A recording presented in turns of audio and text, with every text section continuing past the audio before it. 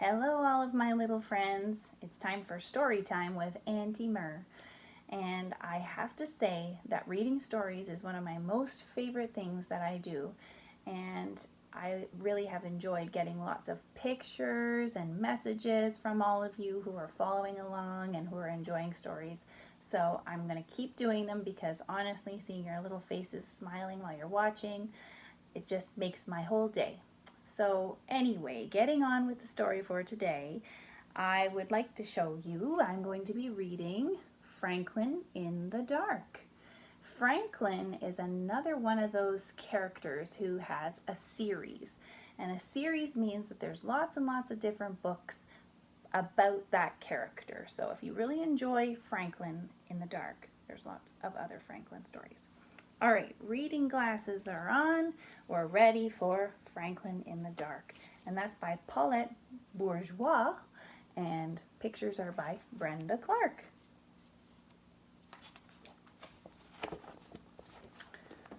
Franklin could slide down a riverbank all by himself. He could count forwards and backwards. He could even zip zippers and button buttons. But Franklin was afraid of small, dark places.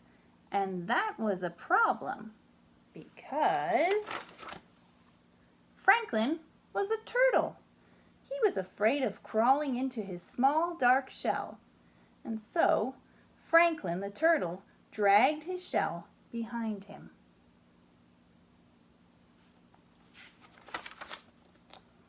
Every night Franklin's mother would take a flashlight and shine it into his shell. "See," she would say, "there's nothing to be afraid of." She always said that. She wasn't afraid of anything. But Franklin was sure that creepy things, slippery things, and monsters lived inside his small, dark shell. And I can sort of relate to Franklin because I used to be afraid of things when I was younger. I'm still afraid of things even now as a grown-up. So Franklin went looking for help. He walked until he met a duck. "Excuse me, duck. I'm afraid of small dark places, and I can't crawl inside my shell. Can you help me?" "Maybe," quacked the duck. "You see, I'm afraid of very deep water, and sometimes when nobody is watching, I wear my water wings. Would my water wings help you?" "No," said Franklin. "I'm not afraid of water." That's kind of funny, a duck being afraid of the water. So Franklin walked and walked until he met a lion. "Excuse me, lion. I'm afraid of small dark places and I can't crawl inside my shell. Can you help me?" "Maybe," roared the lion. "You see, I'm afraid of great loud noises, and sometimes when nobody is looking, I wear my earmuffs. Would my earmuffs help you?" "No," said Franklin. I'm not afraid of great loud noises." A lion afraid of noises? So Franklin walked and walked and walked until he met a bird. "Excuse me, bird. I'm afraid of small dark places and I can't crawl inside my shell. Can you help me?" "Maybe," chirped the bird. "I'm afraid of flying so high that I get dizzy and I'll fall to the ground.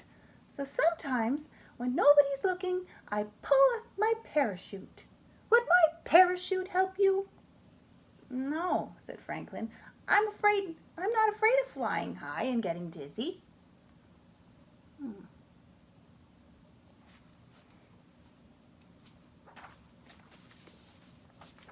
So Franklin walked and walked and walked and walked until he met a polar bear. "Excuse me, polar bear. I'm afraid of small dark places and I can't crawl inside my shell. Can you help me?" "Maybe," growled the bear. "You see, I'm afraid of freezing on icy cold nights, and sometimes when nobody is looking, I wear my snowsuit to bed. Would my snowsuit help you?" "No," said Franklin. "I'm not afraid of freezing on icy cold nights." You know, it's very interesting. It seems like everybody is afraid of something. was tired and hungry. He walked and walked and walked until he met his mother.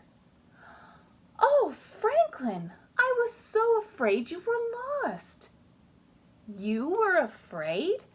I didn't know mothers were ever afraid," said Franklin.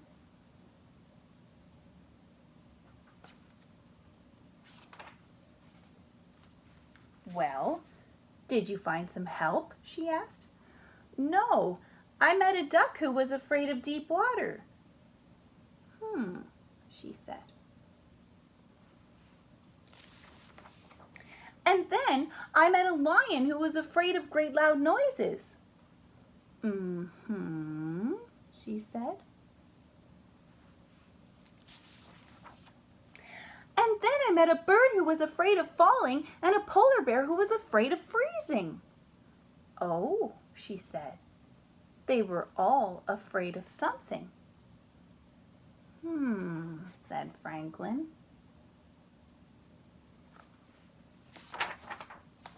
It was getting late. Franklin was very tired and very hungry. They walked and walked and walked until they were home.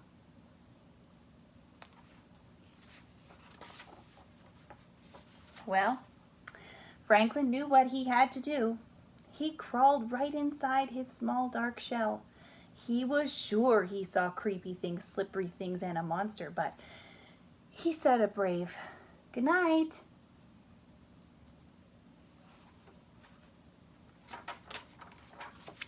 And then, when nobody was looking, Franklin the turtle turned on his nightlight.